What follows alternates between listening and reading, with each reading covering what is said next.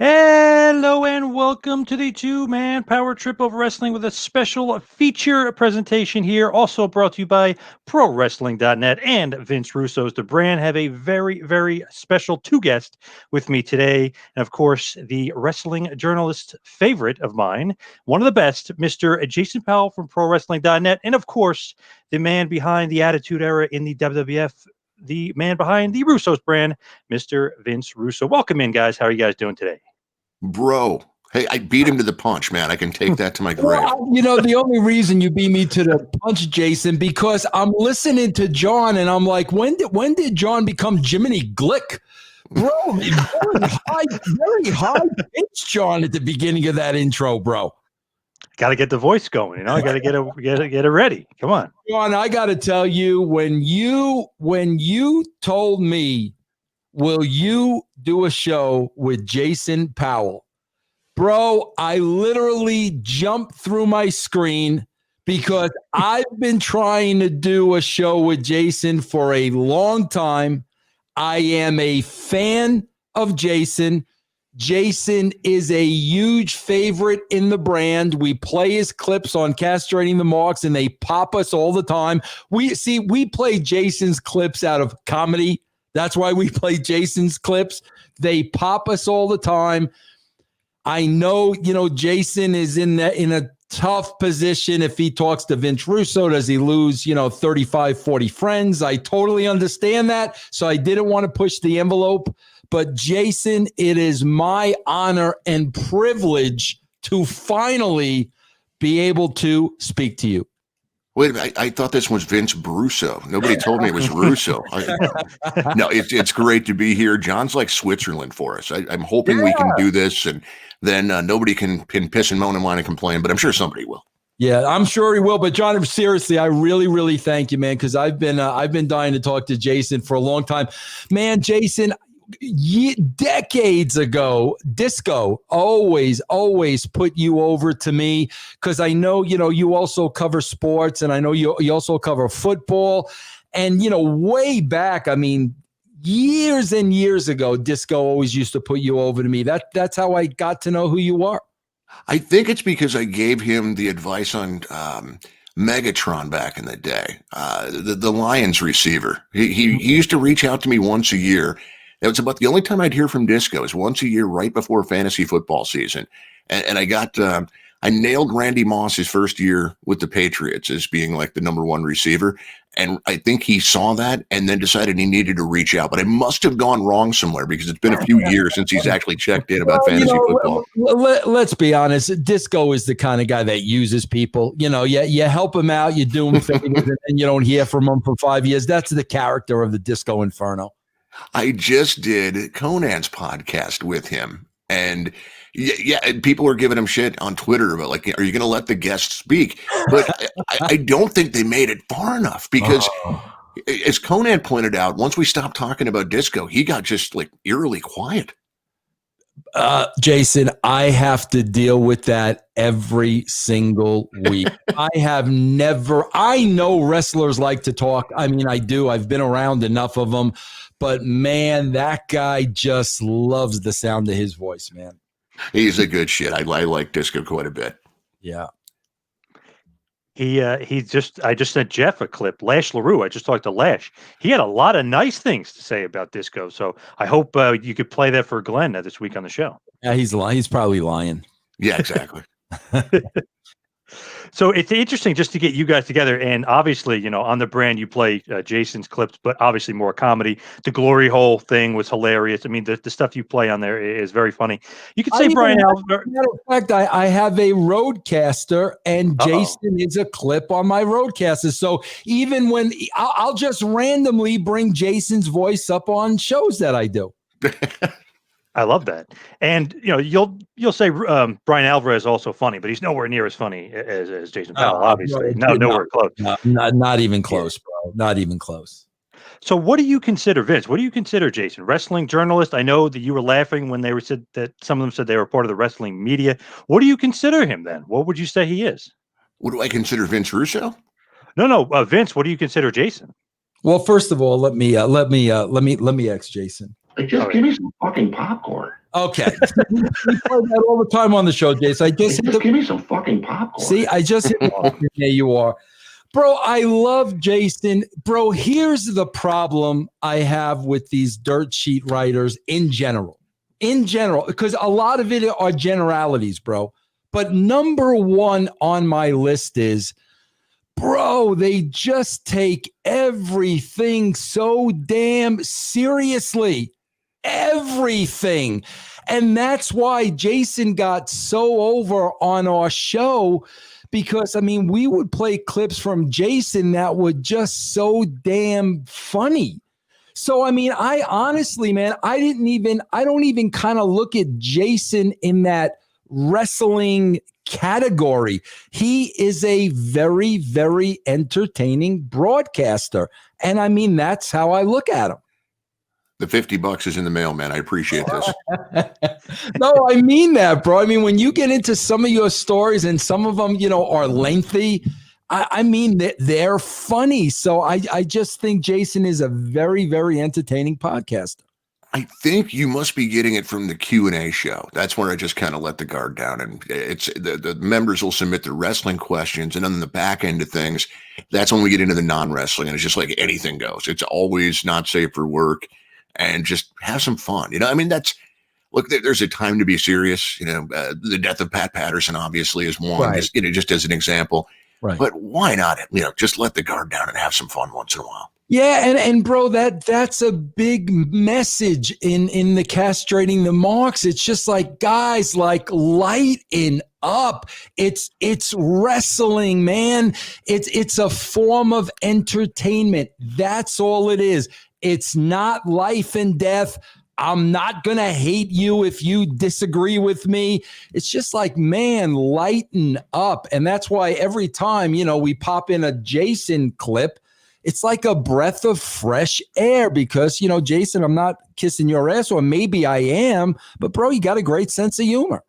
I appreciate that a lot. But at the same time, like you say, it's not life and death, and you got to add some humor. Did you watch last night's Raw? Good Lord. Yes, I did. Oh my God. See, it's things like that that just bring out the worst in me. Like if it's a good show, I'm happy to write about it. I'm happy to talk about it. If it's a bad show like that was, where there's just no hope, you know, I can live with a bad episode. Not every show's going to hit. Even The Mandalorian had kind of a episode for, you know, one show this year, but there's no hope. You just look at that brand and there's no big card to play. Like SmackDown played the Roman heel turn. Raw's got nothing going on. I mean, you have Orton and Wyatt in the main event thing, and it's kind of compelling. I still have no idea who they want us to cheer. I can live with it, whatever. It's at least compelling. I like McIntyre a little bit, what they're doing with Sheamus, and then the rest of the show is just in free fall mode. You know, Jason, my heat with Raw, I'll tell you where it comes from. Listen, I don't criticize creative and storylines because, bro, I've been on the other end of that for 20 years. And at the end of the day, a storyline, creative, it's all subjective. So some people may love something, some people may hate it. It's subjective. Every person is going to view something differently. So I don't hammer the storylines. The thing I hammer that really saddens me and depresses me is the lack of effort. That's what pisses me off. During the Attitude Era, I know what we put into that show. And I know between Ed and myself, it was our blood, it was our sweat, it was our tears. We agonized over that show week after week after week. Our name was on it. So we always, our best foot is going forward. Next week, we're going to write a better show than this week. So I know what it takes. And that's the one thing, Jason, that really pisses me off. It looks like this show was written Monday afternoon at about 4 or 5 o'clock. And I'm not talking about the performance of the wrestlers in the ring. Right. Wrestlers are blue collar workers. I don't care who you are. They're always going to bust their ass in the ring. I'm talking about presentation. I'm talking about, vignettes in the back where nothing is said. I'm talking about matches that are repeated over and over and over again. I'm talking about 40 minutes of packages. This show literally is them just filling 3 hours because of their contractual obligation with USA Network. And as a wrestling fan, that freaking pisses me off because I'm sitting here at home and I'm like, can you guys at least try, at least make believe you're trying? The effort is horrible.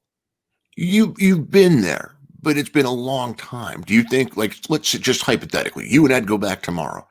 Do you really think you could get through to Vince McMahon, who's the guy who makes all these last minute changes during the show changes? Is there any way to get through to him at his age now? That's a great question, Jason, because let's face it, man, I haven't been around Vince in 20 years, but I could tell you this. I'm not the kind of guy that is going to be, yes-sirring Vince. I had several verbal altercations with Vince because I disagreed with him. And I was never worried to do that because I know Vince knew I was so passionate because I cared. I wasn't passionate to get my way or to prove I was right and he was wrong. Vince knew I was passionate because I cared. And I mean, if I was there now, I would just be looking some of these things and I would just be saying, like, Vince, like, what are you doing? Like, Jason, I don't know if you know this or not. You probably do because, you get the news, that's part of your job. I really don't pay attention to it. But here's a perfect example. Last week's Raw show, they tell us in the very first segment that Randy Orton has found the Fiend's weakness, and that's Alexa Bliss. They tell us that in the first segment of the show. He has Bliss in his arms, then he hands Bliss back to the Fiend. Oh, okay, now I know your weakness. Okay, great. We come to this week. Not only is that story not followed up, but Alexa Bliss is nowhere to be found. You guys know where Alexa Bliss was? I actually do. Yeah. John, she's shooting a Punky Brewster reboot in now, if I'm working there, I'm arguing with Vince. I'm saying to Vince, what about Raw? What about this show? This show is the backbone of everything that happens in this company. There's 7 days in a week to shoot freaking Punky Brewster. You're going to take her out of this show after what we did last week? That's what I would be saying. Well, and did they not know last week that she'd be filming this? I mean, of course. And Jason, and if they did, and they did, here's what you do. You film something last week. Right. They're too lazy, bro. They're too lazy to do that. I mean, you can't get this man to commit to anything. And I think that's the problem. So that's where I do have sympathy for the creative team members is just, you can't get him to commit on the day of the show, let alone a week in advance. But you're absolutely right. There's no reason other than Vince that shouldn't have happened. I mean, most of what Alexa does is out of the ring anyway. They easily could have made it seem like she was there last night. But can we talk for a second about a fucking Punky Brewster remake or reboot? Are you kidding me? But that's my issue. Guys, I got to tell you, I'm not bullshitting you. When I was there, the show was done on Thursday. On Thursday afternoon, I'm calling Rock, I'm calling Austin, I'm calling Hunter. I'm preparing them for what they're going to do on Monday. Now, Friday, they can call me back, a little back and forth, a little feedback. Guys, when we showed up at that building, we did the show that was written.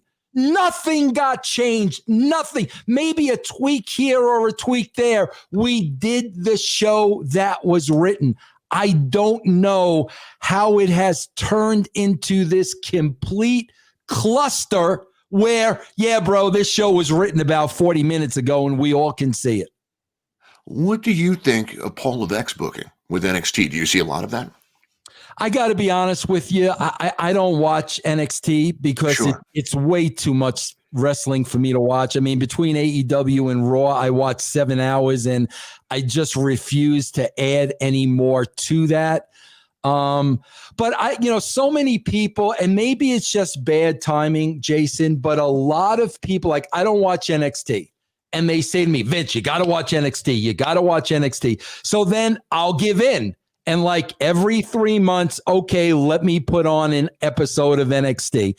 And bro, maybe my timing is just the shits, but every time I put on an episode of NXT, it's not a good episode and it never brings me back the next week. So I've maybe seen 5 episodes of NXT. Fair enough. Where are you on Tony Khan's booking with AEW? Oh God, bro. I swear to God, bro, I am a bit, and Jason, you'll appreciate this. You're into sports, John. I don't know if you're into fantasy sports. Oh, yeah. Okay, I'm a big fantasy baseball player. Yeah. And that's what I feel like Tony Khan is fantasy booking. I feel like, they spent all this money. He's got this roster, and literally the guy is just fantasy booking. It's very hard for me to relate with AEW because money is not a factor. Tony Khan is not in this to make money, because if you look at this, you'll be like, bro, you're never going to make money doing this.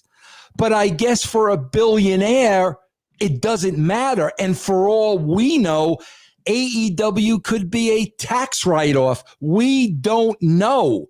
But I'm seeing a guy, just a grown adult, just fantasy booking with wrestlers on a roster, and it's only going to appeal to a very small niche audience. They've done nothing to grow their audience over the first year.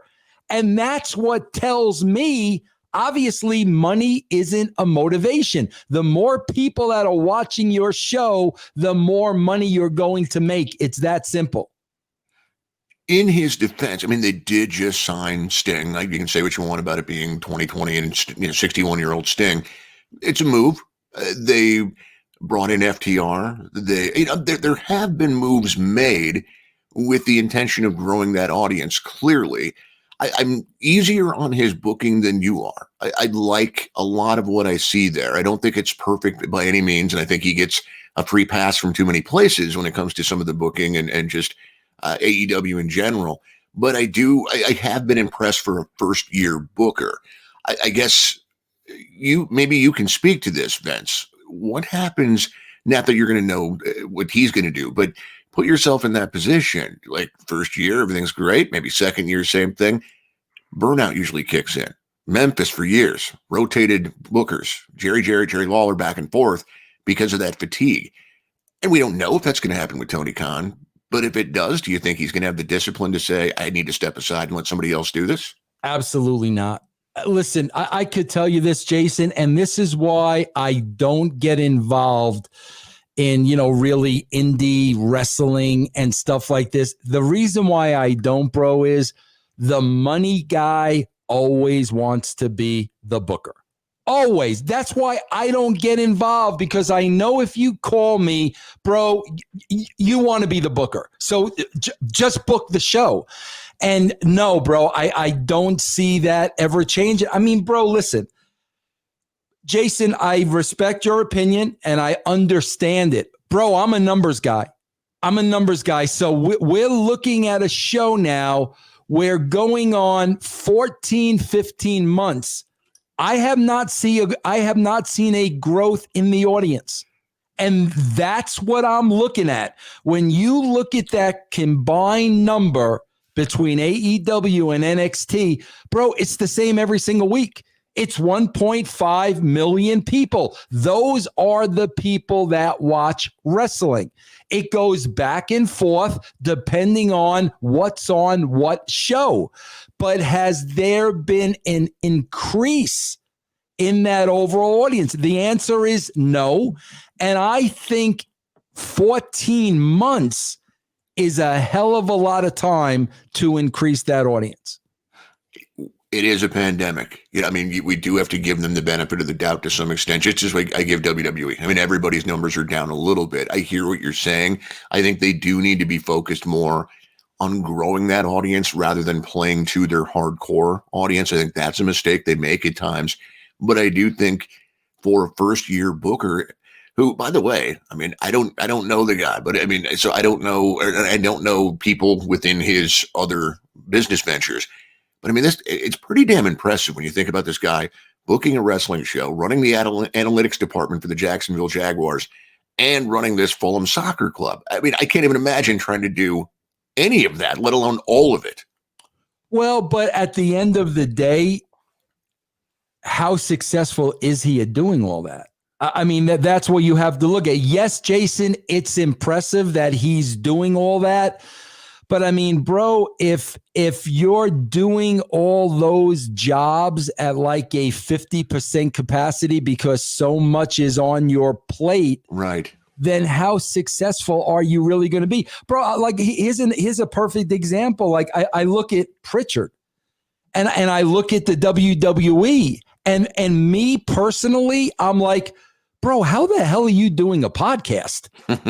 like Bruce, like, are there not enough problems in that company? We see what the numbers are, and we see the situation with Selena Vega, and they're not allowed to go on. So we see a lot of chaos and turmoil, but yet you still have time to do a podcast. That blows my mind. So, again, bro, he is doing a lot of things, but he obviously is not doing them to his full potential because he's doing too many things. Interesting. Yeah, I wish I had some insight as to what people within the Fulham Soccer Club and within the Jaguars, are they sitting there going, it's nice that he's doing all this, but we're not getting his full attention, or are they perfectly content? It's hard to say without knowing anyone in those organizations. Absolutely. I agree with you 100%. And Jacksonville right now is 1-10, and supposedly last year was the only NFL team that didn't make money. So, I mean, maybe he's not doing a good job with the Jaguars, or not focusing enough on the Jaguars. They almost beat my Vikings. It was like the first time in years I haven't felt good about a Vikings win. What a crap game! Oh my god. Hey, the Giants are in first place, though. I'm happy about that. Yeah, who saw that coming? Yeah, they played a game this past week. I think everyone assumed, like, all right, it'll be Cowboys and Eagles, and here it's Washington and the Giants that are fighting over first place. Yeah. Crazy. What's interesting, though? You guys talked about Punky Brewster before. Are they even going to promote this thing? They didn't promote Sasha Banks being in The Mandalorian. They didn't promote Xavier Woods. I found out about that, though, John. They can't promote Sasha Banks and The Mandalorian because of restrictions from the Star Wars franchise. So they can't promote that. Oh, wow. I don't understand, bro, what they're doing with the video game because, bro, it seems like ever since they came out representing, I think it's Gear 4, bro, they've beaten New Day like every single week. So like what? Like I don't get that marketing. I mean, this was a big deal. This was probably a big money deal. Why are you beating these guys every single week? Because I bet Vince doesn't understand it. You're right. You're right, Jason. You're absolutely right. Yep. And the weird thing, I just grumbled about this last night. The way they beat them, like last night, Kofi wins one over Shelton Benjamin, and then they have to work in the leg injuries. So when Cedric Alexander beats Kofi, it doesn't mean anything because we know that Kofi was hurt. It's like nobody gains anything from this. Yep. They did. Usually they started doing 50-50 booking month to month. Then they went week to week. Now they're doing 50-50 booking segment to segment. Oh, Raw is just insufferable. I mean, I'm optimistic because they were able to turn SmackDown around, and I didn't think that was going to happen. But I mean, I just look at what's happening on that roster, and I don't see that quick fix. It's like I always try to stay optimistic, I should say, but It's ugly, man. McIntyre was the right choice to be the top guy, in my opinion. But you're not lining up anyone. AJ Styles is getting this title shot, and he's acting like a clown. Yep. Same thing. Sheamus. Okay, bro. Like, am I to forget Sheamus just lost to Matt Riddle?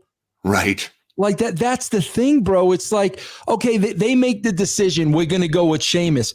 Bro, you got to build that guy for a year to build his credibility back up. He just lost to Matt Hardy and Riddle. So we're supposed to believe now he can beat Drew McIntyre? It doesn't work that way, bro. When do you think that match is going to happen?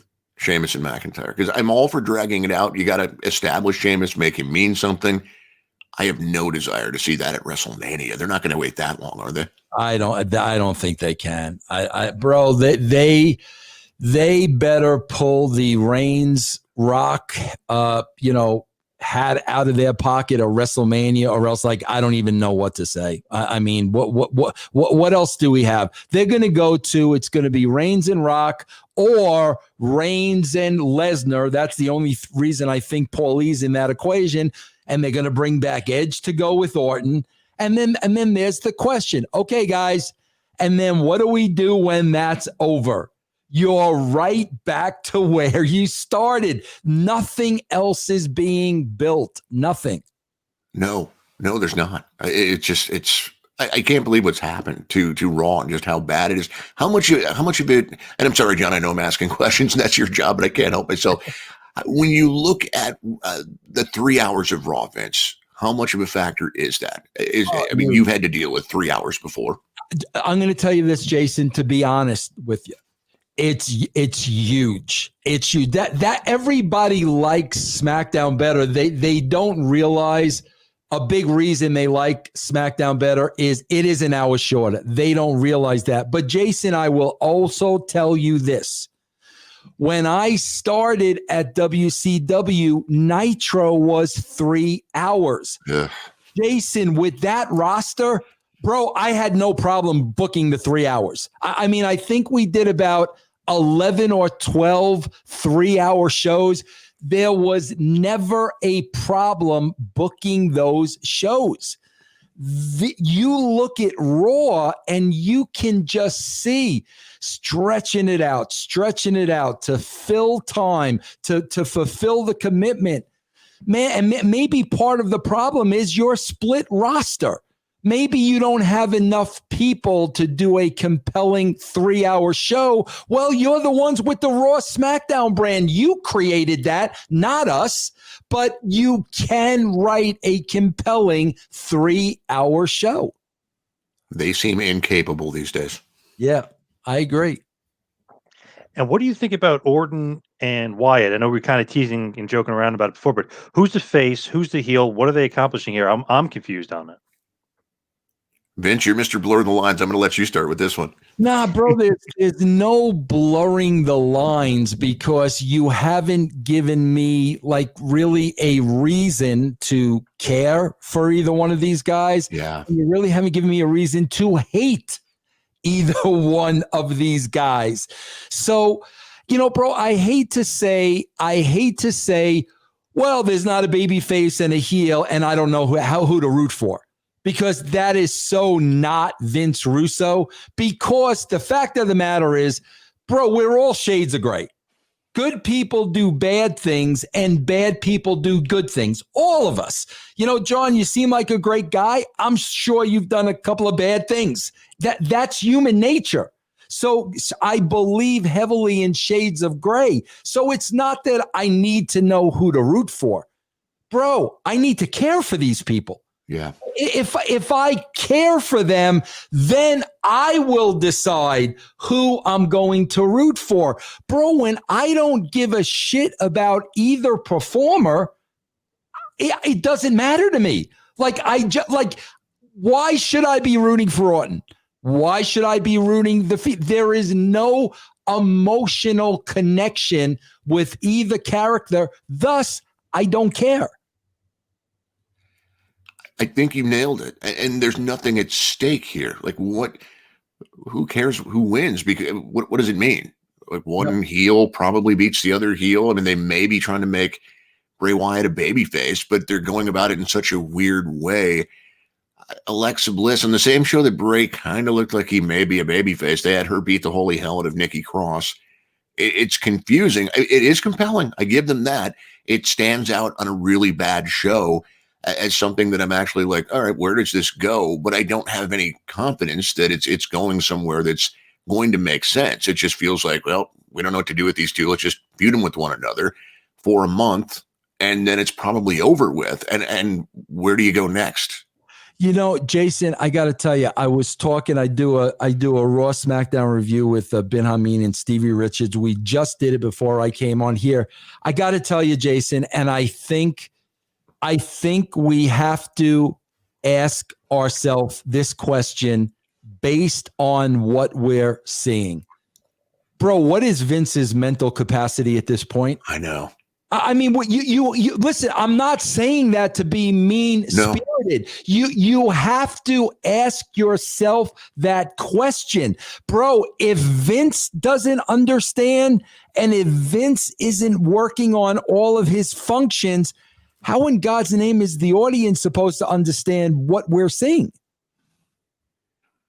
It really is the question I think so many people try to avoid. But it's one that has to be asked right now. I mean, this is a 75-year-old guy who's taken numerous shots to the head, put God knows how many chemicals into his body. Hopefully he's playing with a full deck. When I hear him on the media calls, I tend to think some weeks or some months are better than others, or quarters, I guess, technically. He's out there, you know. I mean, I wish you were around him for a stretch of time just to be able to compare the difference, because everyone in that company that is close to him is going to be very protective in terms of what they're willing to say about his mental capacity these days. But I think it's a very fair question. Yeah. You know, I mean, there's a part of me that, like, you know, guys, you got to understand, I worked for this guy in it. I remember when Vince turned 50. I was there when Vince turned 50. Bro, you're talking about a guy full of piss and vinegar. I look at him today, and bro, I got to be honest with you, my heart kind of breaks because I remember the man that I work with, and I'm seeing like just a shell of that man. But it's like on the other side of the coin, guys, listen, my next birthday in January, I'm going to be 60. Guys, as my years go, I slow down. I do less. I'm tempering, what I do with my age. I get tired, I lay down, I take a nap.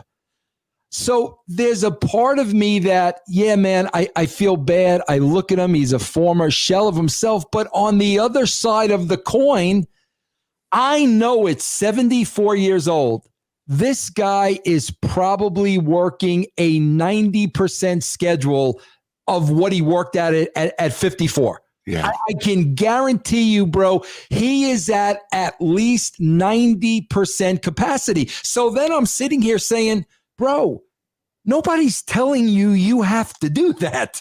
You know, nobody is saying, Vince, you can only sleep 3 hours a night. Vince, you got to go on the road. Nobody is telling him that. Now, I understand that's all he knows. But I got to tell you, bro, unless this man thinks he's immortal, bro, the older I get, the more I understand how delicate life is.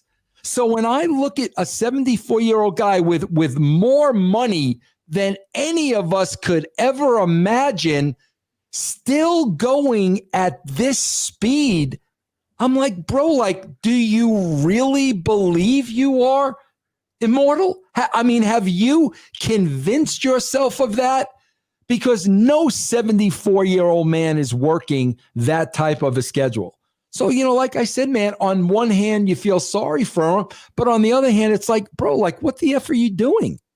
Is he Al Davis or Jerry Jones, the football owners? And Al Davis is no longer with us, but in the sense that he's got all that money. He could easily hire someone to come in and do this job or promote his son-in-law into the position right off into the sunset. Is it the thrill of owning the company isn't so much the profits and everything that comes on that end on the business side, it's that he gets off on the creative side? Jason, that's a great question. Jason, I'm going to be honest with you. I don't think it's that he gets off on the creative side. I think it's ego. I think he gets off on people fearing Vince McMahon, people being afraid to have a conversation with Vince McMahon. And here's why I say this, Jason. I swear to you, when I worked at Titan Tower, I was on the second floor. Vince was on the fourth floor. So a lot of times, Vince and I would go from the second to fourth floor together. Okay? Jason, when Vince and I were on an elevator, and then that elevator door would open on the third floor, or, they're getting in on the fourth or the second. Bro, people's faces would turn white. The thought of riding in and out. But here's the thing, Jason. Bro, he loved that. He ate that up. He had this facade of being the guy that everybody fears, that everybody is afraid of, having careers in my hand. I can make you or break you if you say the wrong thing to me. And bro, I think the guy is looking in the mirror and fighting this thing tooth and nail.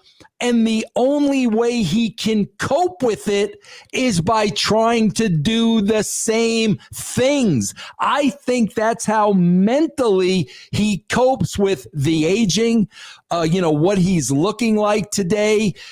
If I still do the same job, then I'm still that same guy. That's where I think it comes from. So with everything you just said there, did he ever see the irony when he would talk about how there's nothing he hates more than bullies? Never, ever, ever. Because you know what it is, Jason? Here's what it is, bro. And it's comical. And Jason, this is like sometimes why I have heat with dirt sheet writers. Because, bro, unless you're in that building, and unless you're involved in the process day to day, bro, you really don't understand. You don't. There is a whole mental, psychological game that goes with working in the wrestling business. But here's the thing, Jason, and you brought up a great point. They don't look at themselves as bullies because what they do is they F with people. They F with them. They're not mean-spirited bullies. They F with them. And half of the time, the talent doesn't even know they're being F'd with. And you would just see Bruce and Vince cracking up, going hysterical, knowing we can screw with other. I mean, come on, guys. We just witnessed Lana. What do you think that is? Right. That is 100%, screwing with her husband, screwing with her.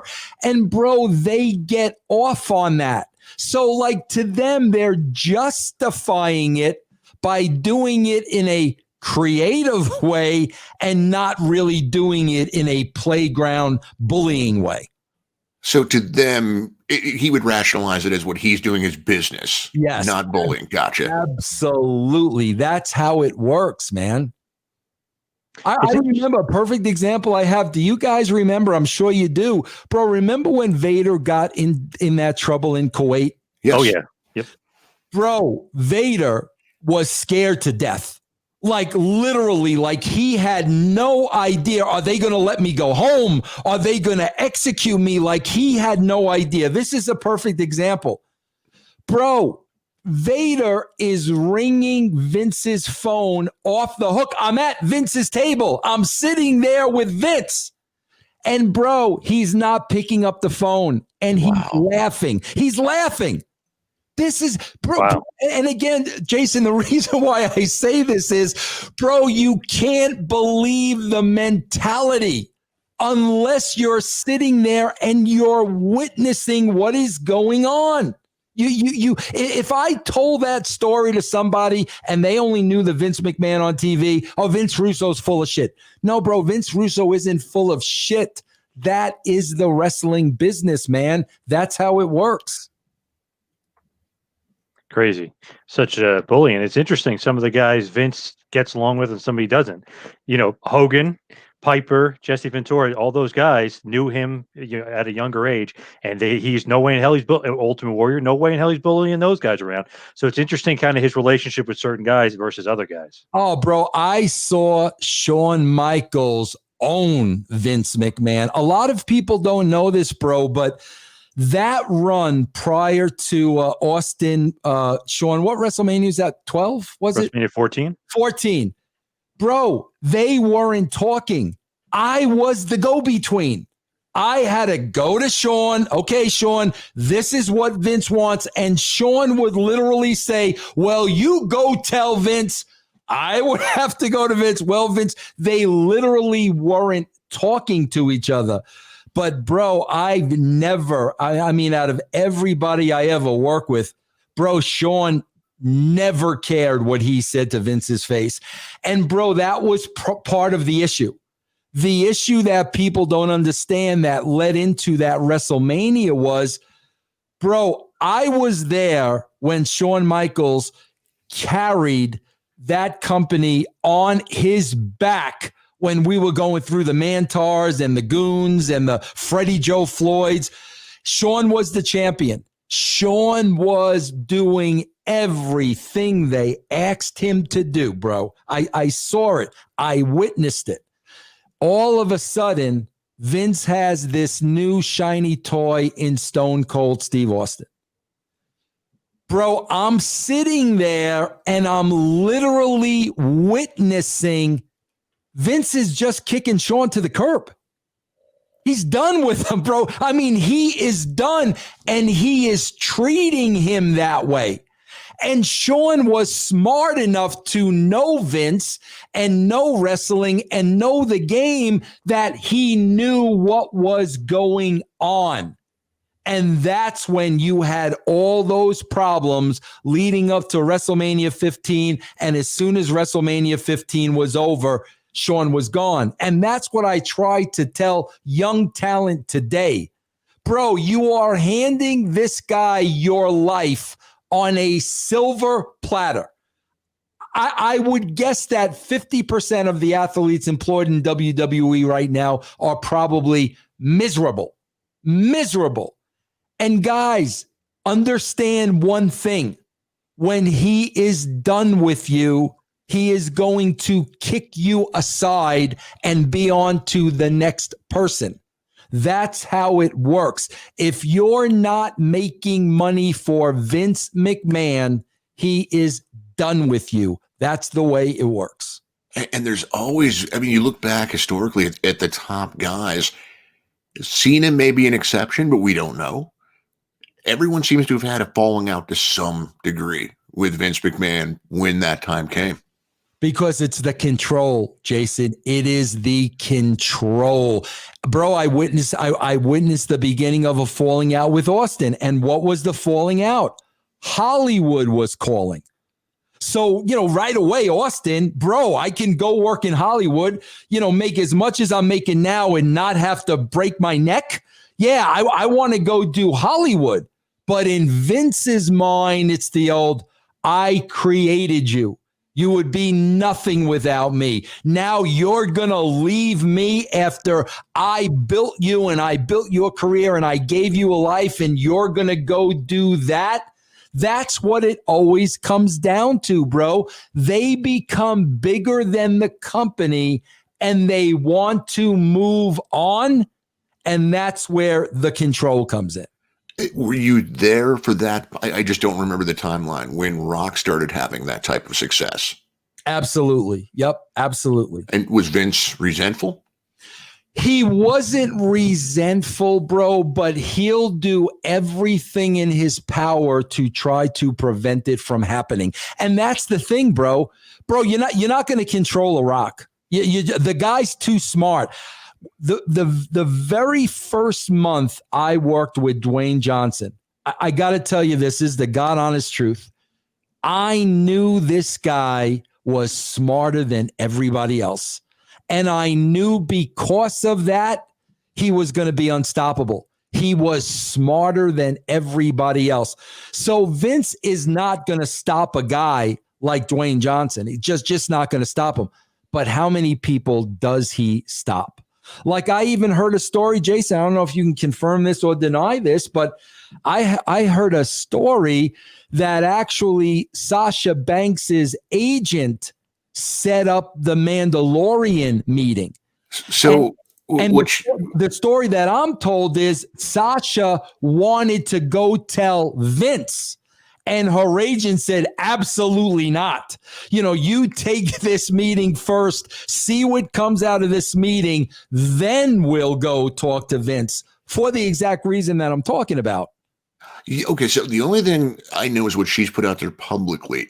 What you're saying makes sense. She claims she got the invite because somebody saw her on the Hot One show and reached out to her via Instagram, and she actually found the invite there. But what you're saying makes sense because she's not listed as Sasha Banks. There's nothing like that. She goes by her real name in the credits for that.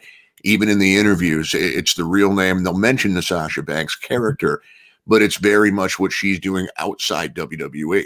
Jason, you want to know how I experienced this firsthand? See, bro, this is like, I got to be honest with you. I got to just talk about the dirt sheet community again. This is where it really aggravates me, because I have stories to tell, and they are really important stories, and they can give you a lot of insight. Bro, we never talk about those stories. We talk about Judy Bagwell on a pole. We talk about my feud with Jim Cornette. We talk about the most meaningless, trite BS that I'm sick of. Jason, WWE was so hot at the time that Ed Ferrara was approached by a Fox executive that he worked with. And the Fox executive commissioned me and Ed to write a pilot based on the reality of the wrestling business. I got paid $30,000 to write the pilot. Was that Rope Opera? Was that the same project? That was Rope Opera. Now, Ed backed out of it early on because he was already in that Hollywood scene. He didn't want to get into it again. So I wrote the script by myself, and I think they paid me $30,000 for the script. Now, Jason, keep in mind, I'm not under contract with the WWE. Right. I don't have a contract with them. So now I tell Vince, I wrote a pilot for Fox, and this is something I'm really interested, in doing. I will do it on my own time, but I know in the back of my mind, bro, if this becomes bigger than me writing, for the WWE, I'm going to go do this show. Okay. So, bro, immediately I get the speech. Let's do this together. Now, you got to understand, I know what that means. It means two things. It means A, Vince is getting control, and it means B, bro, he's never going to tell the real story of what happens behind that curtain. It's going to turn into a cartoon. He's not going to do that. So, he goes, Vince, just let me read the script. Okay. So I said, okay, Vince, no problem. I'll let you read the script. I'll never forget this, bro. He reads the script. He comes back to me, gives me the script. Bro, there is red magic marker going across every freaking page, every page. And bro, that was the beginning of the end of me leaving. I wanted to do this show. I wasn't going to do this show with Vince. I was going to do it on my own. That was the beginning of me leaving the WWE. And then he decided to add SmackDown and chose not to compensate you and Ed for the extra work, if memory serves. Well, not only not compensate us, Jason, not tell us. That was really the kicker. The kicker wasn't. See, that's the thing, bro. That was not a money deal. It was never about the money. It was Ed and I knew what we were putting into Raw. And we knew, bro, we cannot put this same effort forward in another 2-hour show. We just couldn't do it. And because we were so prideful of our writing, bro, we didn't want to water it down. So we don't want to water Raw down, and, we would want SmackDown to be the best that it could be. So it was really a combination of him, A, never even asking us, and then B, we knew we would have to bastardize our work, and we did not want to do that. Did he ever consider the idea of okay, you guys stick to Raw, I'll bring somebody else in for SmackDown? If he did, Jason, he never brought it up to us. And then he told you to get a nanny, right? Exactly. And that's right. That was the nail. That as soon as those words came out of his mouth, it was over. So I wanted to bring up this point. This has nothing to do with McMahon or WWE or anything, but Vince Russo, you have made a nickname for Jason. And Jason, I know me and you have talked about this before. Marble Mouth. Jason, what did you think about that nickname? I know at first you were like, okay, this guy, I'm going to have to sue this guy. Something's up. I'm pissed. What did you think about that nickname? Yeah, so I heard about the Castrating the Mark show, and it wasn't so much suing about the nickname. It was, all right, I gotta listen to this. Is there, how bad is this a hit job? Is there something? Do I need to hire a lawyer? And I listened, and it's like, no, there's nothing. The marbles thing. I mean, the only thing I can say is that I do have terrible hearing. Awesome story. I went to the doctor to get my hearing checked. And they go through the whole thing. And at the end of it, the lady is like, you have, I want to say it was 90s and 95s on whatever their test is. And I'm like, oh, my hearing must be better than I thought. And she says, no, it's supposed to be like 5s and 10s or something. I think so. It was just brutal. So, yeah, maybe I do have a marble mouth. I don't know.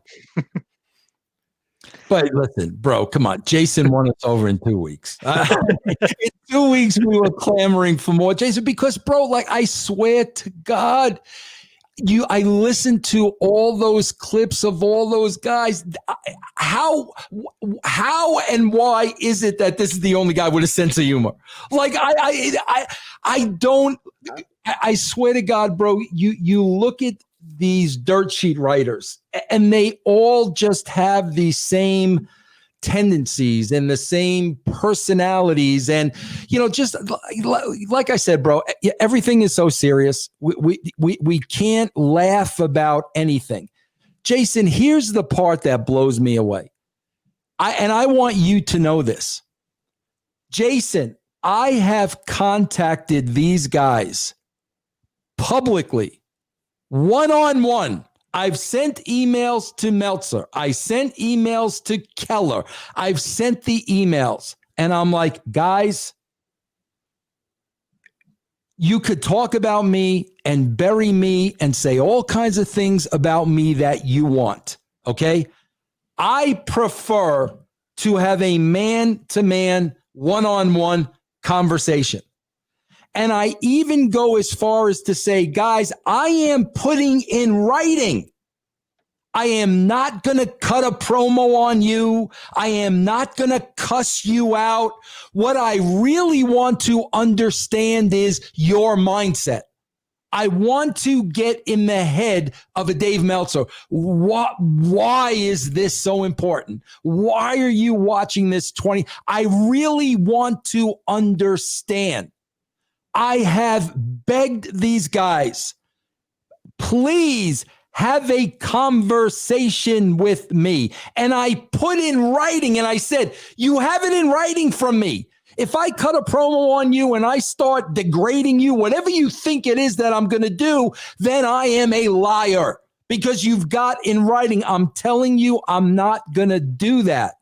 But it's like, bro, after 20 years, they continue to talk about me weekly. The stuff Bruce Mitchell says about me. I mean, bro, you talk about suing somebody.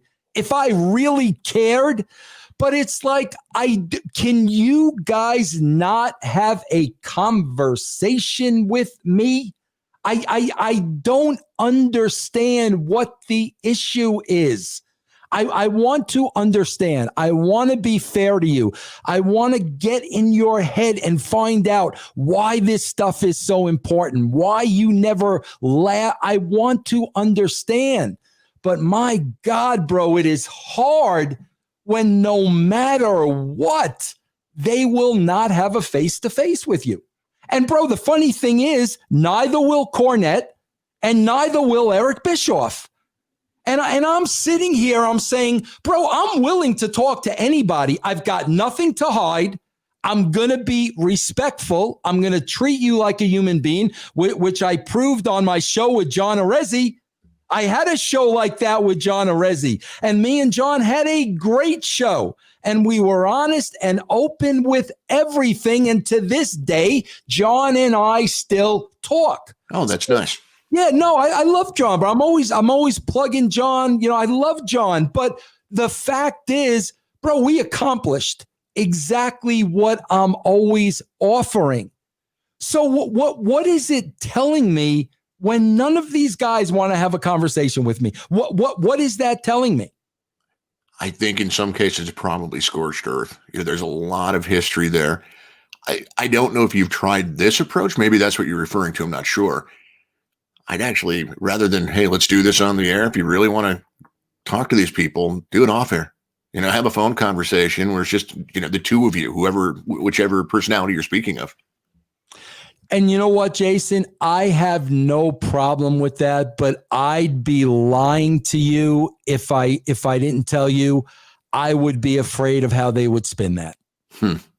That's really the issue, because it's not that I want to showboat and do it on air, because I've offered to do it on their air. Whatever you want to do, guy, I'll do it on your show. This isn't about me profiting or making money. First of all, it's good podcasting, which is something we should all understand. This could be really good, entertaining podcasting, and I like to put out good content. But it's not about money. It's not about coming on my show. But, you know, you are right about that. But I wouldn't trust these guys on what the spin would be when they tell a story that we've talked. I mean, I would just approach it as, we're not even going to reference this publicly.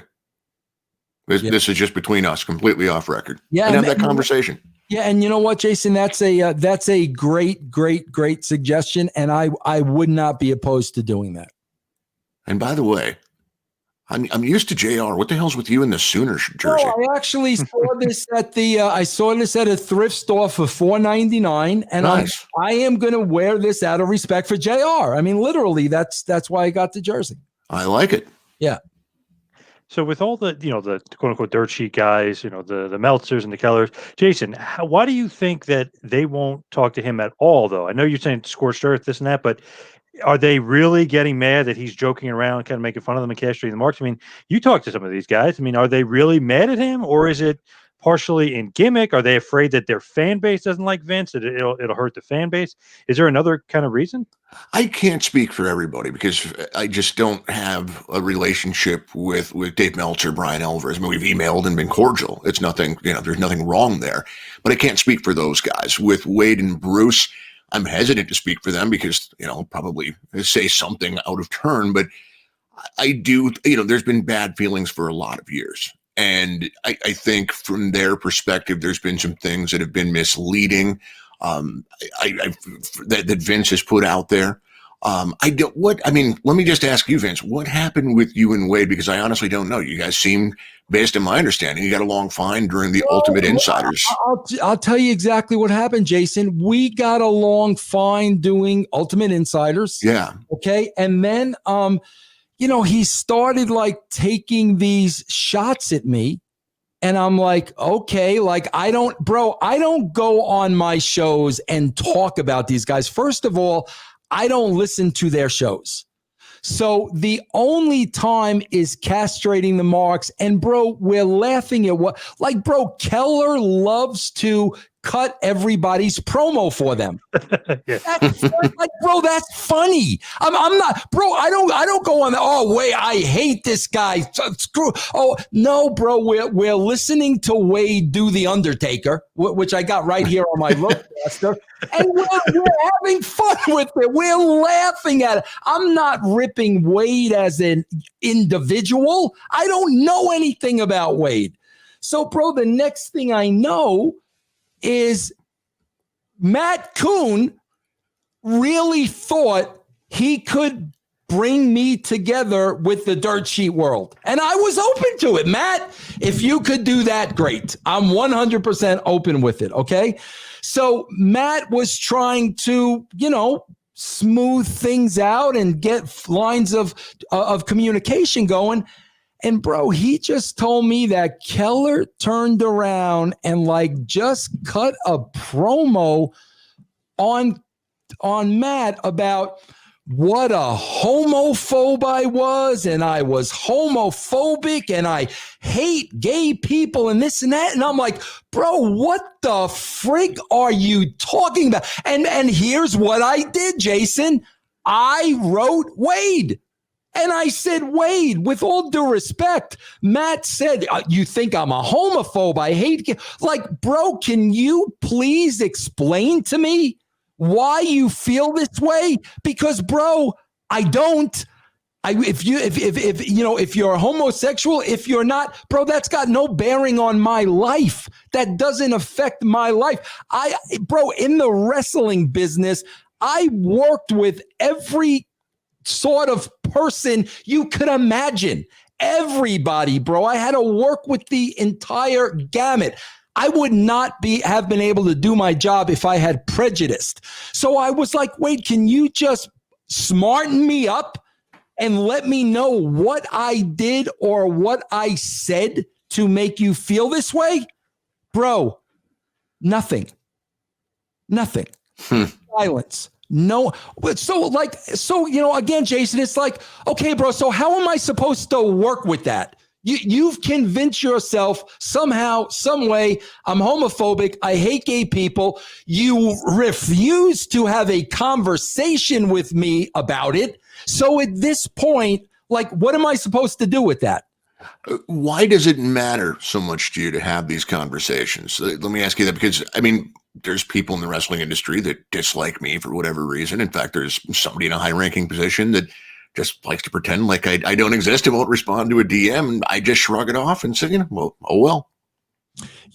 Jason, maybe it's because, I don't know, bro, maybe it's because of the Italian heritage. Maybe it's because of coming from that Italian family. Bro, I wear my emotions on my sleeve. I am transparent through and through. Bro, that's why I'm not in the wrestling business. I'm not in the wrestling business anymore because I'm not a politician. And I'm too freaking honest. Honesty does not work in the wrestling business. It doesn't work. And that's why I'm on the outside looking in. But my point is, Jason, I'm going to be honest with you, bro. I don't want people to dislike me. I like to get along with people. I like people to like me. And when people don't like me, bro, it affects me and it bothers me. And I want to understand why don't you like me? You don't know me personally.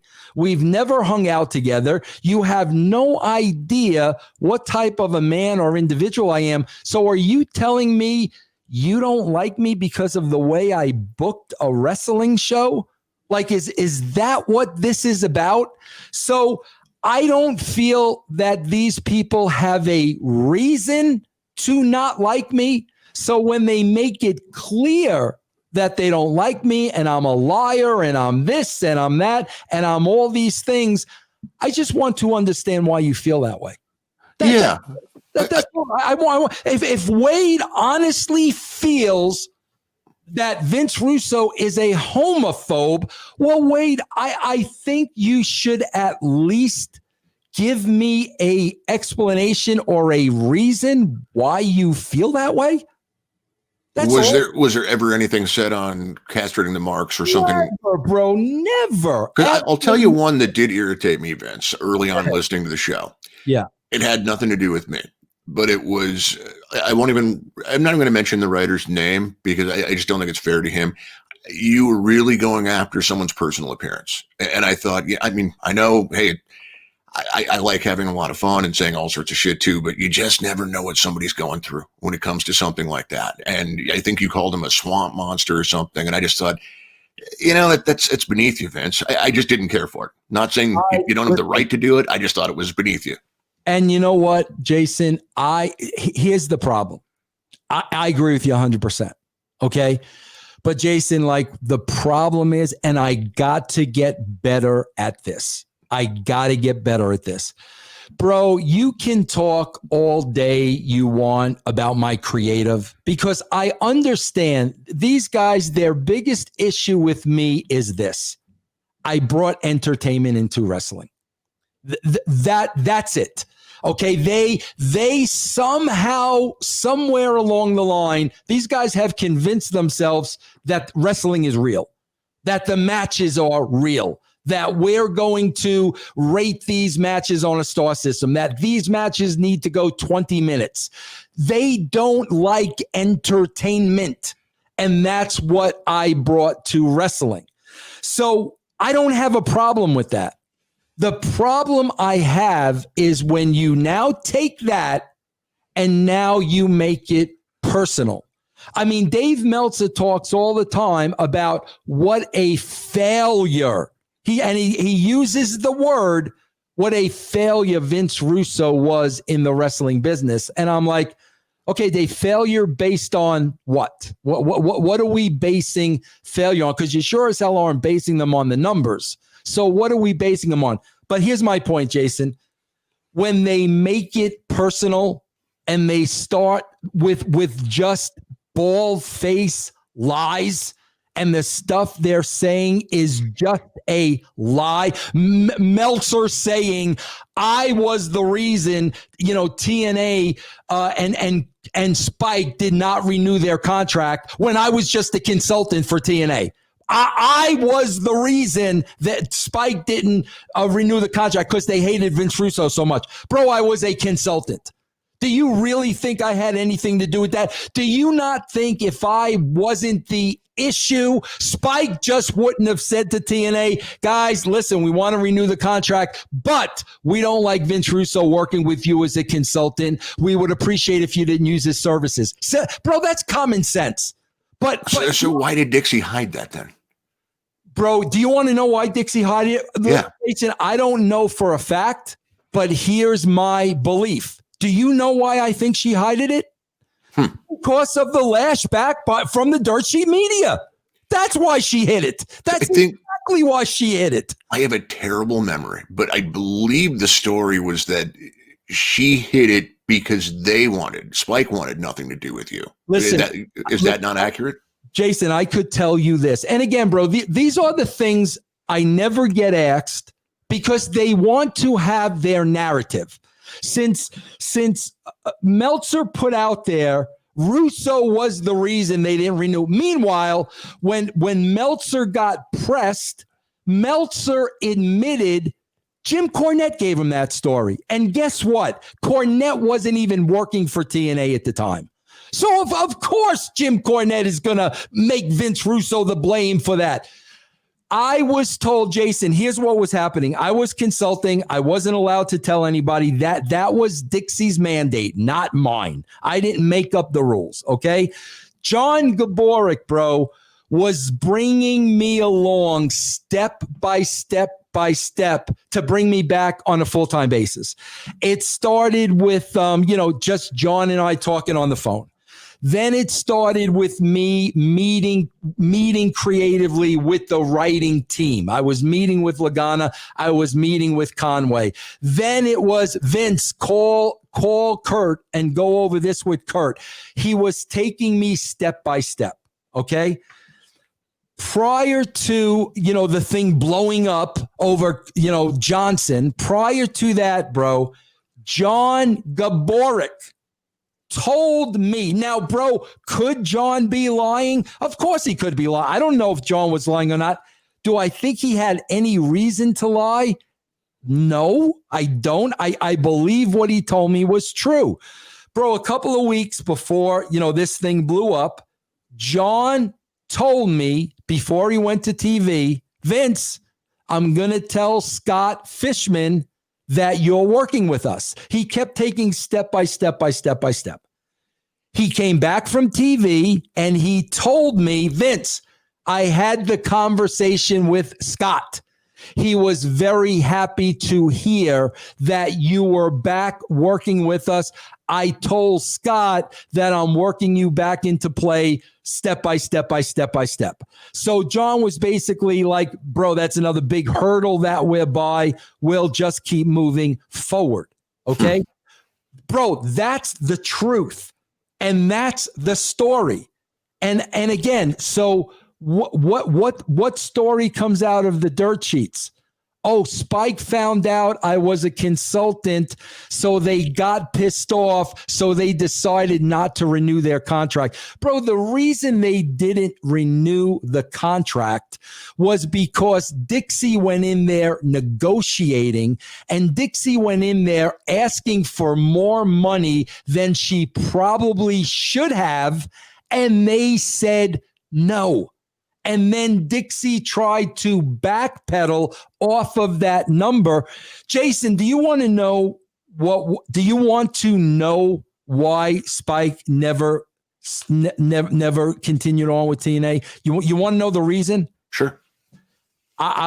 Jason, I'm telling you, when Gaboric was hired in TNA, okay, first thing he did was get rid of Jeff Jarrett. He sent Jeff home. Okay. And Jason, I'm reading this online like everybody else. The second thing he did, he sent Eric Bischoff home. Now, Jason, you've got to understand, if anybody knows Eric was the executive producer of TNA. Eric was talking to Spike representatives on a daily basis. How Eric works is he works people to thinking that he is invaluable and irreplaceable and knows everything, but everybody else doesn't have a clue.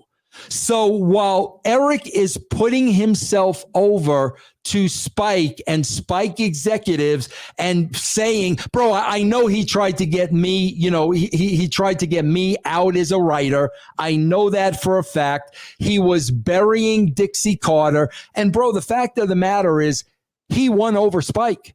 He worked Spike. Spike believed Eric was the be all end all. Bro, when I read that Gaboric sent home Eric Bischoff, I was like, bro, that they're done. They're done because Eric had such a great relationship with Spike. They're done.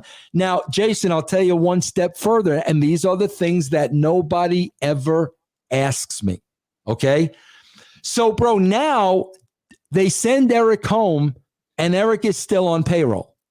But now they bring me in as a consultant. Okay. So, Dixie is still paying Eric. So she has to make sure he's doing something to earn his pay. So what does she ask Eric to do, bro? She asked Eric to write a synopsis of every Impact show. Now, keep this in mind, Jason. I'm getting these synopsises. I'm getting them. They're coming to me. I'm getting them. Bro, Eric is just obliviating everything on the show, like everything. He's not putting one thing over. And guess what, bro? He's sending those reports directly to Spike. Oh. Exactly, bro. Exactly. So Eric is still influencing Spike. Bro, you see how bad this show is, and especially with me not there, and now Russo's a consultant, yada, yada, yada, yada. He still has a pipeline to Spike. And then all of a sudden, they're supposed to renew the contract. Spike doesn't renew the contract. And Vince Russo is the reason why? Like, are you effing kidding me? That's the heat, bro, with the dirt sheets. When, bro, if we can come up with a scenario like this is Russo's fault, we're going to put all the heat on Russo. Now, getting back to what I originally told you, I have a huge character flaw of when I am lied about personally, called a failure. And, bro, I was the reason WCW went out of business. I killed the wrestling company. When I get all that stuff, I tend to lose my temper. And especially on castrating the moths, because, Jason, I'm not hearing that stuff beforehand. So when Jeff plays a Bruce Mitchell clip, and it's just the distortion after the distortion after the distortion, and it's personal, yeah, bro, then I lose my temper. And then, yeah, bro, I wind up saying things I regret later. But that's on me. That's my temper. That's something I need to work on. But I agree with you 100%. But, bro, it is so hard when for 30 years, 25 years, these tall tales are just being told over and over and over again. Meanwhile, bro, nobody calls me. Hey, Vince, how are you involved in the in the TNA Spike negotiations? Were you the reason, Vince, that Spike didn't renew the deal? No one calls me. Would you have taken their call at the time? Absolutely. I mean, things have been pretty damn tense between you and some people in the industry. Jason, I would take their call now. Okay. I mean, that's what I'm telling you. I would take their call now. You can talk to me now. But it's, it's like, bro, it's like if we can find a way to end around it to Russo, that's going to be the story. And, bro, we are going to stick to it. We're not going to talk to him. We're not going to let him deny it. We're not going to let him poke holes in it. Bro, Meltzer, bro, I went to Lucha Underground, Jason, to get content for my website. That's it. To get content for my website. I went to Lucha Underground. Next thing I know, oh, bro, I've got meetings with people I never even heard of. I never heard of the people that Dave Meltzer said I had meetings with. What did I do, Jason? I wrote to Dave. Dave, I went to Lucha Underground, Dave, to get content. I had no meetings. I don't even know the people you're talking about. Dave, can you please say that story was incorrect? There were no meetings set up. I met with nobody. Did you email him or did you blow him on Twitter or something like this? I emailed him. I personally emailed him. Again, Jason, nothing. So, okay, bro, like I'm telling you, it didn't happen. So what are you saying, Dave? Every word that comes out of my mouth is an absolute lie. Why would I lie about that, bro? If I had meetings with the people at Lucha Underground, I would say I had the meetings with the people unless they told me not to. But, that's the thing, bro. After years and years and years of this, and then, like I said, bro, it's always, okay, guys, whenever you want to talk, whenever you want to have a conversation, let me know. And they just run the other way. It's frustrating, bro. I mean, it's very, very frustrating. And the TNA thing, sorry to cut you off, Jason, but the TNA thing, Mike Johnson, who was obviously all over that story for many reasons, but he admitted you had nothing to do with it, and that it was Dixie and Spike. It was between them, and you had nothing to do with it. So at least that came out. But I don't think I ever saw Meltzer retract anything. Yeah. Yeah. So, and like I said, bro, listen, I'm a hothead sometimes. I'm not going to lie. When I hear these things and I know they're bullshit, like anybody else, I get mad and, call it the Italian temper, call it what you want. But it's like, bro, you can't say stuff like that about people and then refuse to talk to them and then label yourself a journalist. Like, bro, what journalist does that? Jason, every time I do a show, if I talk about somebody's promo, if I talk about somebody's in-ring performance, whatever it is that I talk about, in the back of my mind, I know, Vince, when you say this, you do know that you can hear from them. And you do know that they can take exception to it. And you do know that they might want to discuss it with you. Right. Bro, I know that with everything I say. I know that. And I'm willing to still say it because, bro, at the end of the day, it's just my opinion. But you can't continue to talk about a guy and then refuse to have a conversation with them. And then, yeah, bro, I'm a journalist. No, bro, that's not how journalism works, man. I think the two most important questions that I have for Jason Powell. One, have you ever been to Cork and Hall? No, I have not. Jason, have you ever heard that clip, Jason? Jason, hold on.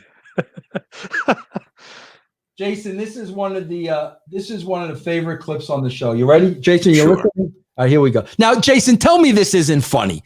Now, seriously, you're going to get pissed off if I play this clip. Here's the clip.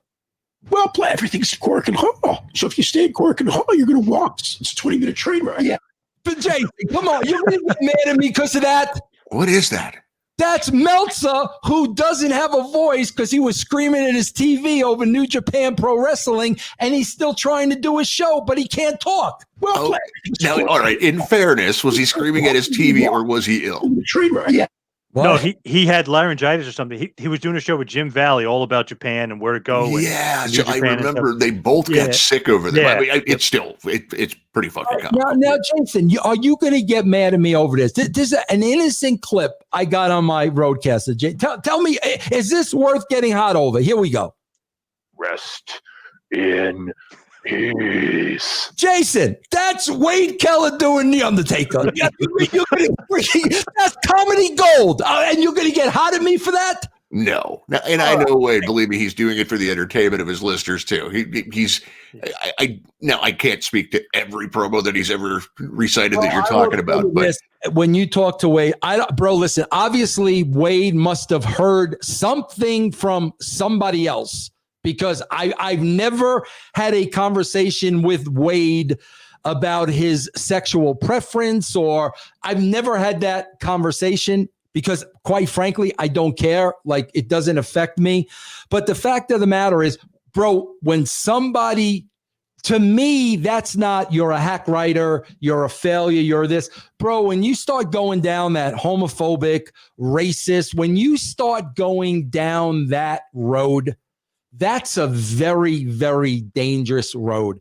And bro, unless I knew somebody, and unless I knew without a shadow of a doubt, this person is racist, this person is this, bro, never in a million years would I ever label anybody anything like that. So when he labels me that, bro, that hurts me.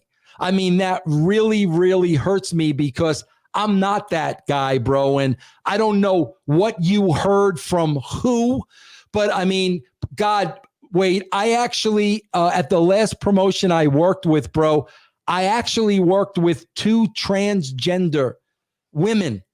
And bro, I had conversations with them for hours upon hours trying to understand and trying to get in their head and trying to learn about the process. So when you say something like that to me that I think is pretty serious, Bro, can you like at least tell me why you think that?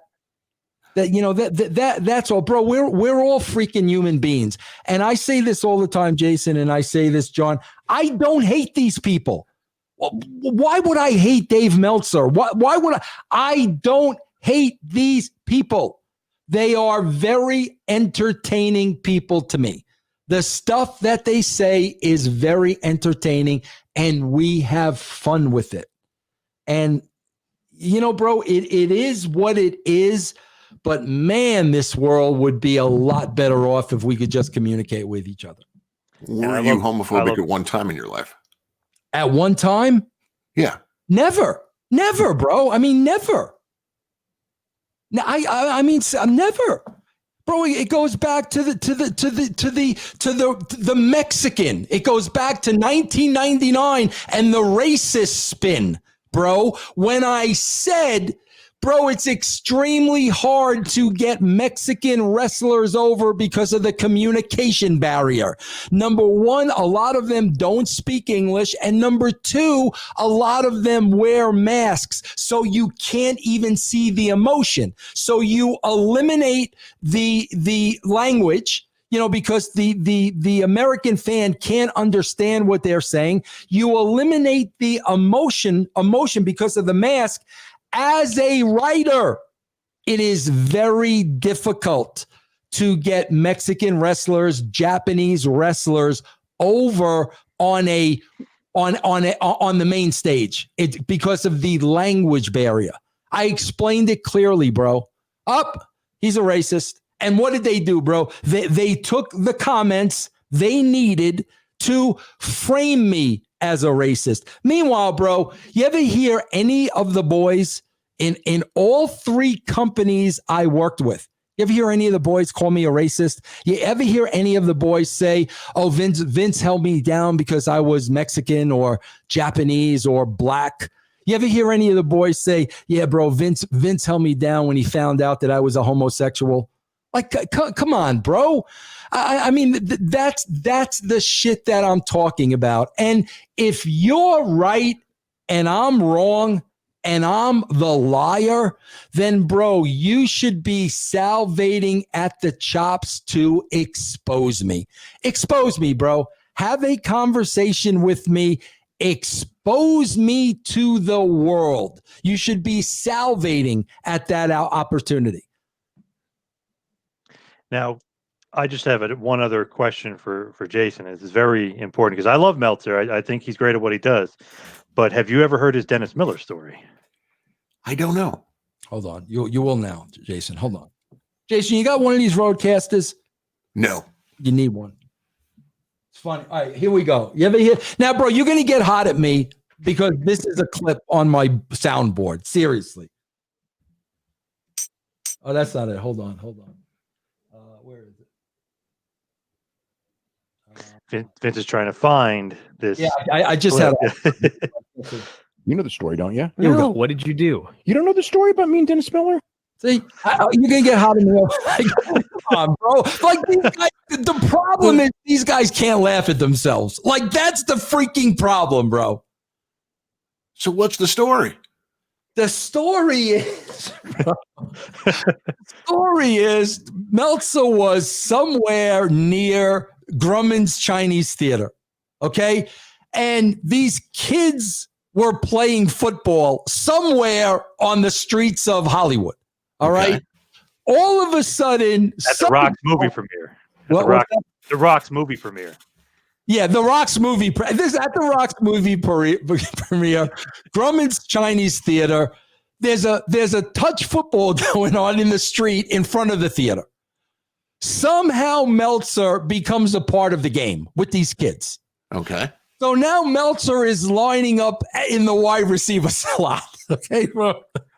So now Meltzer goes for the down and out. Okay. So Meltzer goes for the down and out, catches the pass, turns around, and runs over Dennis Miller. Like, that's the story. Now, come on. Like, Jason, that's a freaking funny, entertaining story that I would love to talk to Dave Meltzer about. Yeah, it sounds like something out of Curb Your Enthusiasm. I'll never have that opportunity to talk to, Dave. So funny. And Dave, he recited the story, so that's directly from Meltzer himself. That story, that's great. That's fun. So, Jason, how would you describe Vince Russo? Vince said you are the most entertaining. You're the funniest wrestling journalist. You're his favorite. How would you describe Vince? Oh God, where to begin, Vince? I don't even know. It's because you've to start where you did, going from you ran. Correct me if I'm wrong. You did the video rentals initially. Well, I owned two stores on Long Island. Yes, and then you hook up with John Arezzi. Right. And I'd love to hear that episode because I've heard bro, it's a great episode. You should hear it, Jason. Yeah, I actually would love to hear that. And it's the kind of episode I would love to have with every one of these guys. So definitely a jack of all trades to go from doing that to working for WWE as a writer to becoming part of Vince's inner circle.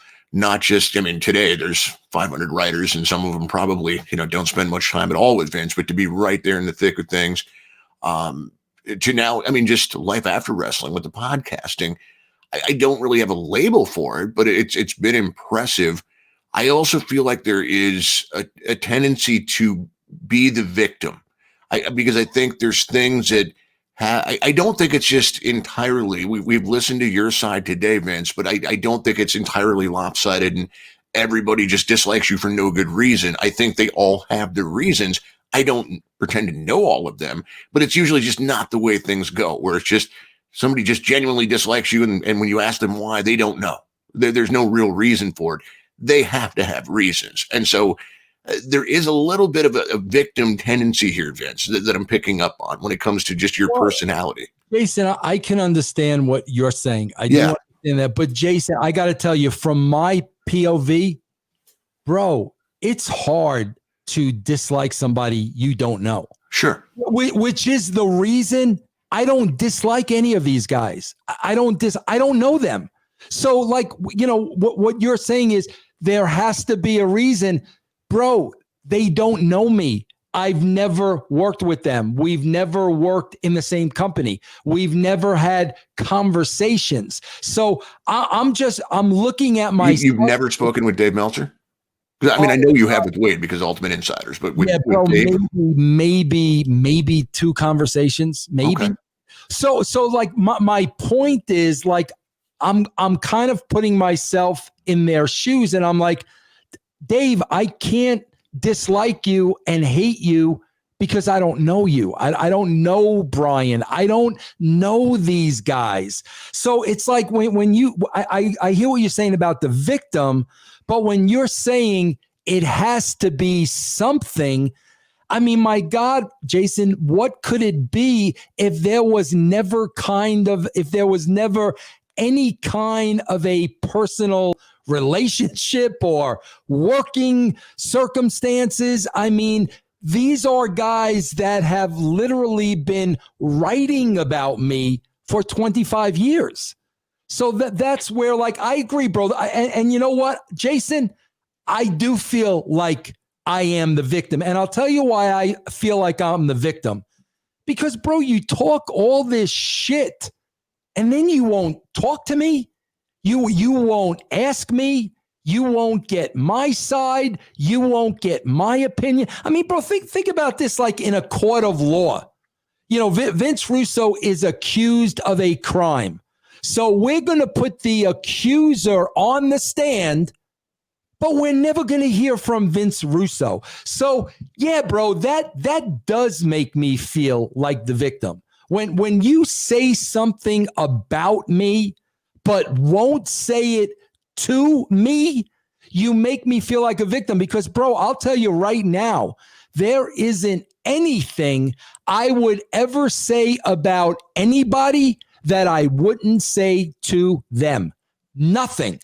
So I hear the victim part, but you know what, bro? Like I said, to never hear from me and have this narrative for 20, 25 years, bro, I got to be honest with you. I feel that sets me up as the victim. But I could be wrong, but that's the way I view it. If you're gonna talk smack about me, bro, at least have a set to say it to me, man. So much. The only other thing I have really to say about all of it is so much time has passed now since you work directly in the wrestling industry. I mean, you are to a point with the brand, but directly as a writer where they would have a need to criticize you or your writing, what have you. At some point, if they don't want to have a conversation with you, do you just throw your hands up and move on? I mean, you can continue to do the fun stuff with castrating, but I mean, is it healthy to keep worrying about what these people think of you? Well, Jason, I'm not worried about it. Like, honestly, I'm not worried about it. But it's like, bro, it's nonstop. It's like, bro, yesterday, freaking Bischoff does a whole show about me yesterday. Now I'm hearing, bro, he's telling a story from 2010. So, okay, bro, it's 10 years ago now. I left TNA in 2012. I've not been associated with the company for 8 years. So now Meltzer, now Bischoff's going on his podcast telling a story of how in 2010, he had me demoted. He had me demoted as the head writer of TNA. It's like, bro, that never happened. So, I mean, it doesn't part of you just look at it and go, "Oh, good. Now I have something to talk about on my show. I can offer my rebuttal." No, I should do that, Jason. I should, and I wish I could, but I'm more like, okay, Eric, if you're gonna say that, then, bro, say it to me so I can tell you directly that that's bullshit. Now, the only reason why I would think that you wouldn't say that to me is because it is bullshit, bro. Because if you were telling the truth, you should look forward to exposing me as a liar. But see, that's the problem, bro. We get clips of Mitchell every single week, bro, going out of his way on his show to shoehorn my name in the show. And it's just like, bro, I'm sorry, man, but it gets freaking old. It just gets old. And should I be able to control my temper more and not go into promo? Yes, I should be able to do that. And that is something that I need to work on. Do you think your followers have made things worse, have strained those relationships in some way? Not all of them, but the ones that are quick to go to social media and attack. Oh, yeah, bro. But yes, I definitely do, Jason. But Jason, you've got to understand, bro, I only know a handful of them. Sure. I've got 67,000 followers. Bro, I don't know who these people are. I don't know what they're saying, but I will tell you this. When it is somebody that I do know, bro, I will go into DM and I will call them off and I will say, stop. Have you asked on your show? I remember there was an issue with Satin and his girlfriend, right. And I don't remember the specifics, but did you specifically ask your followers, hey, stop doing this? Absolutely. But that was the whole thing. That was another instance, bro. Bro, we showed a picture on Castrating the Marks. And it was Satin and the girlfriend were wearing really weird masks, and they were making out. So it was like a very disturbing picture. So, bro, keep in mind, I don't know the girlfriend. I don't know her name. I know nothing about her. We commented on the disturbing picture. Okay. So, bro, now Satin goes online and says, You ready for this, bro? His girlfriend is now receiving death threats from brand members. Okay, bro, like over a picture we put up. So what do I do, Jason? Ryan, I'm sorry. Send me those messages. Let me look at those messages. I will get a hold of those people if they are indeed doing it. Sure. And I will tell them to stop. So what happens, Jason? Not one. He sends me not one message, not one. So what? There's no proof of anything that he's saying. Okay. Next thing I know, Jason, is he is telling his listeners to contact Podcast One and tell Podcast One that Vince Russo is sending his listeners after his girlfriend. Bro, we just showed a picture. That's all we did. I don't know your girlfriend. I don't even know her name. So now, bro, he has all his people contact Podcast One, telling them I am inciting listeners of the brand to go after his girlfriend. Bro, none of this happened. None of it. And what happens, bro? Podcast One cancels the show. Doesn't even have a conversation with me. But wasn't that a fucking blessing? I know it definitely was, bro. That's how the brand was born. It definitely was, because everybody knew, like, bro, that was BS. And they immediately paid the subscription price to come over to the brand. But I mean, that's the stuff that I'm talking about, man. It's just, bro, communicate, man. Communicate. You've got a problem with me. Tell me why you have a problem with me, and we will talk about it. It's that simple. When you refuse and you keep going down that road, bro, all it does is get worse and worse and worse. And Jason, I'm with you. I should throw up my hands and not give a crap. And I wish I wasn't so thin-skinned and sensitive. And again, bro, something I need to work on. Fair enough. And guys, I think this has been pretty epic. It's been pretty great to get you guys together. I know it's been hard for Vince to communicate with somebody from the wrestling media world. And obviously it's great to have Jason on, who's probably the easiest guy to deal with out of those guys. I mean, I like them all for the most part, but Jason is definitely the nicest and, easiest to get along with. And he's definitely the funniest, and most entertaining. I'll say that for sure. Yeah, and also too, I just want to point out, Jason, I've wanted to do something with Jason for a long time. And bro, I also want to point out, bro, listen, me and Matt Kuhn, we started a podcast, and because Matt really felt that he could bring me together with these people. And then even Matt himself realized, like, bro, I was saying on my show publicly, Bruce Mitchell, I'll come on your show. You can come on my show. Let's have a conversation. Okay? Bro, Mitchell would get again, Vince. What? Stop taking that approach. If you really care about what they think, you really want to be like bury the hatchet, whatever, call them directly.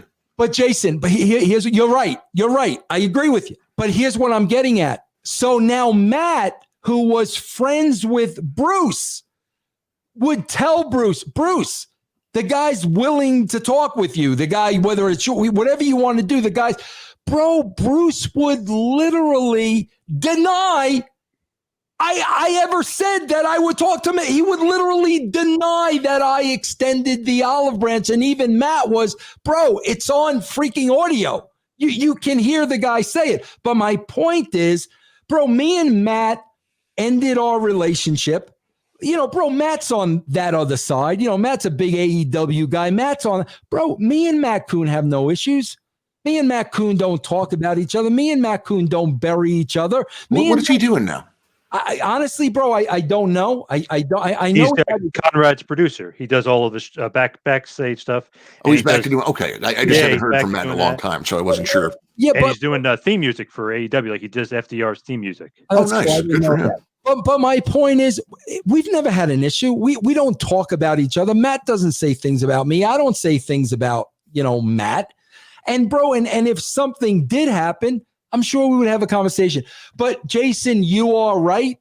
And maybe that's the approach I'll try next time. You know, when I'll say, you know what, I'm going to get pins and needles and pins, and write a nice email and handle it that way and see what happens. No recording devices, just Nope.